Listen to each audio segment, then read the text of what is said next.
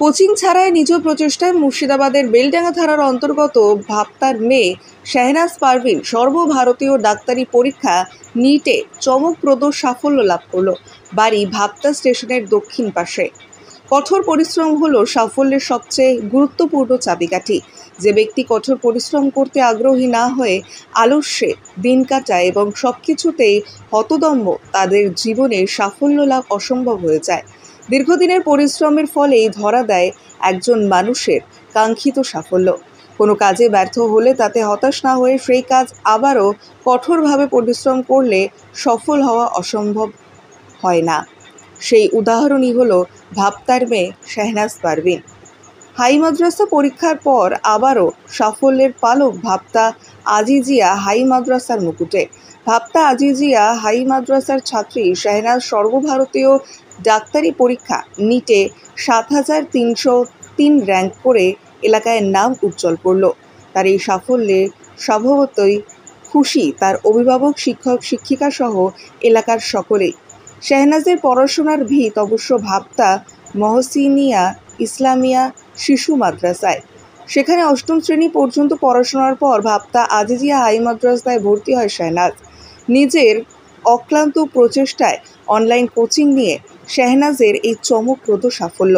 তার সাফল্যের মোটিভেটর হলো তার বাবা মা। আপনার মেয়ে নিট পরীক্ষায়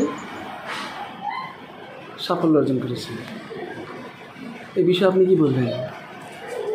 আমার মেয়ের সাফল্যের পেছনে আমার মেয়ের খুব প্রচেষ্টা ছিল এবং ছোটোবেলা থেকে একটা যেন পড়ার দিকে একটা ওর আগ্রহ ছিল, সেইটাকে হয়তো আমি আগিয়ে নিয়ে গেছি। এবং এর পেছনে ভাপ্তার সকল মাস্টার, ভাপ্তা আজিজিয়া থেকে ভাপ্তা শিশু মাদ্রাসার সকল মাস্টারদের ওর প্রতি একটা ফলো ছিল, ওকে সেইভাবে দেখতো এবং নিজেও খুব চেষ্টা করেছি। তো মেয়ে কোচিং ছাড়াই এরকম একটা ভালো রেজাল্ট করলো, কি বলবেন?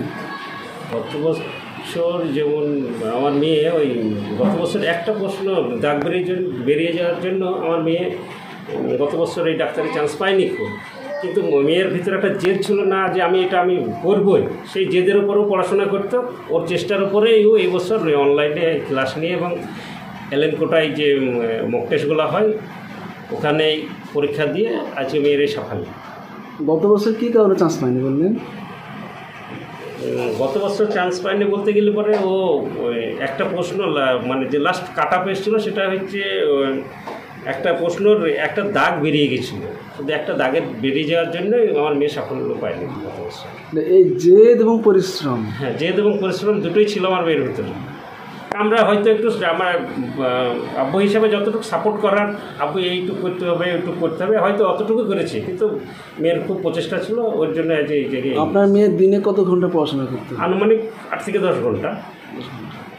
দিনে বেশি করতো না রাত্রিতে বেশি? যখন সময় পেত, মানে পিডাব্লিউ যে ক্লাসটা চলতো ওটা তো দিনের বেলায় হতো, আর রাত্রিবেলা হয়তো পড়তো কিছুটা। আর আমি মেয়েকে খুব চাপ দিইনি, মেয়ে ওর ইচ্ছায় যতটা ইচ্ছা পড়েছে। আমি তো এখন আমার কাজ নিয়ে ব্যস্ত। আমি বাবা হিসাবে আমার জীবনে সবথেকে একটা যেন একটা বড় পাওনা আল্লাহ আমাকে দিয়েছে।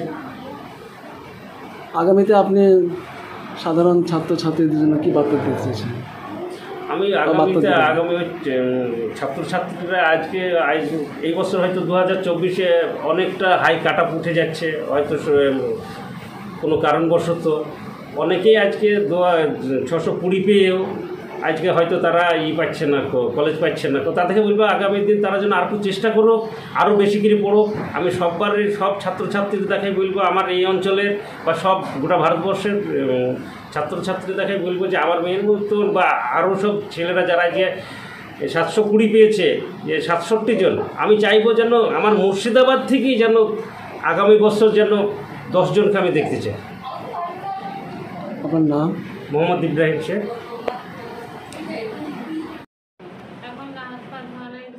না, অসুবিধা নেই, বিকেলে আসবো, গল্প করে ওটা অন্য জিনিস।